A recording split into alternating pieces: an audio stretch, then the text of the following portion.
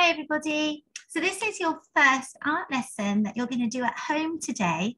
What I'd like you to do is to go and find something that you can draw on, okay? So I want you to go and ask your grown-up whether they've got a large piece of paper or whether they've got some small pieces of paper. Or if they haven't, could you ask them if they have a cereal box and you could draw on the inside of that cereal box, or if they've got any old scrap paper. So you need something that's good that you can draw on. I also want you to go and ask them if they have any pens for you or any pencils. If you can't find any coloured pens or pencils, just a biro will be okay. All right, so you need to find something to draw with. It could be crayons, could be biros, could be anything you've got at home, and some sort of paper or card or recycling to draw on. You can pause me while you go and get that. Thank you very much. Okay, good. It's nice to see you back, everybody. What I'd like you to do today is to learn about op art. And op art was an art movement which occurred in the 1960s. It's a long time ago, way before I was born, I know. It was a time when the artist was very much interested in the idea of creating movements on a 2D surface. So 2D is something flat, okay? By tricking the eye and making the viewer think it was the work was popping out when it wasn't really, all right? So the viewer, the person looking at the picture, is somebody who likes to be shocked when they look at artwork. And the purpose of the work is to trick the eye and to create movement. Okay, so op art began in a very famous magazine called Time magazine in 1964. And they talked all about op art, and people were quite interested in these images that were popping out at them and making it look like they were going to move. There are lots and lots of artists that you could find out about if you want to, if you're allowed to use the computer at home and look them up. So I'm going to just mention a couple of those. So I know about Bridget Riley, and you might want to look up some of Bridget Riley's work. So here are some images of op art. So it's when something plays a trick on your eye. It's called an optical illusion.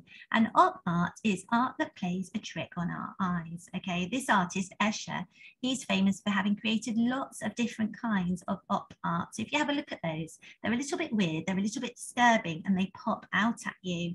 I wonder what you can see when you're looking at this image. Oh, sorry, down here. Can you see lizards? Are they intertwining with one another? What do you see when you look at this image? Do you see birds flying or do you see fish? What do you see? Okay, what about this image here?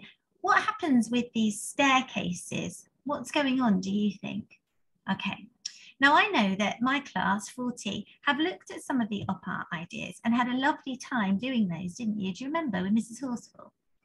So have a look at these ones. Do they make your eyes go funny or do you like them? What's the effect of them? Okay, and then look at them as if you were the artist and you were doing that picture. How would you have drawn it? How would you have created it? Okay, so op art idea 1. I want you to do this in stages.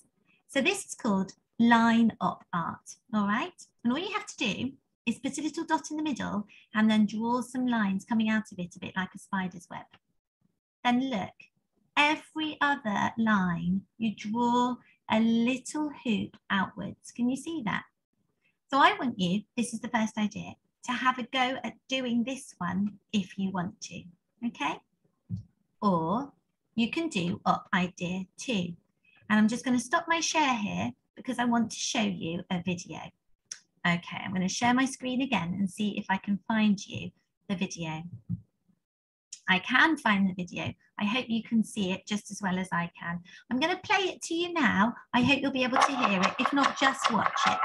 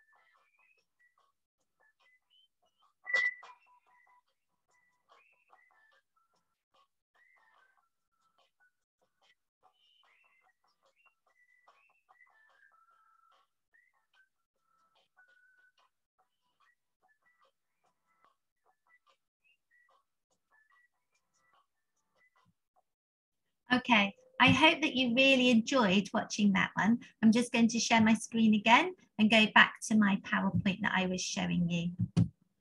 Okay, I hope you can see my PowerPoint again now.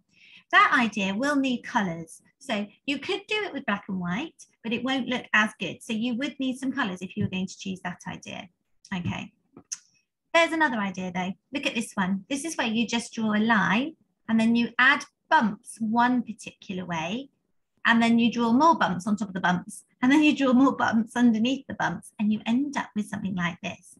And when you colour them in, again, you can only colour them in if you've got colours, so don't worry, it will end up looking like this one if you don't have colours. And if you do, it's quite fun to try and put more colour at one edge of all of those bumps rather than the other. Okay. So I want you to have a go at one of those activities today, all right? Make sure you save them for us so that we can put them up maybe on a big display next Thursday. I'd love some display for my hall, please. So have a go at those. If you get frustrated, remember it's okay to make mistakes and it's okay for it to go wrong and to have another go. That's what real artists do. So I want you to think about who your viewer is while you're working. Remember, you're trying to create some op art, so it's going to make their eyes go a little bit funny. What was your purpose? Your purpose is to try and shock them, to try and make them think, gosh, is that really standing out? Is it 3D? Is it not really 2D? Okay, and then I want you to think about how you created your op art. Have a lovely time doing that, everybody. I can't wait to see your results. Thank you. Bye, everyone.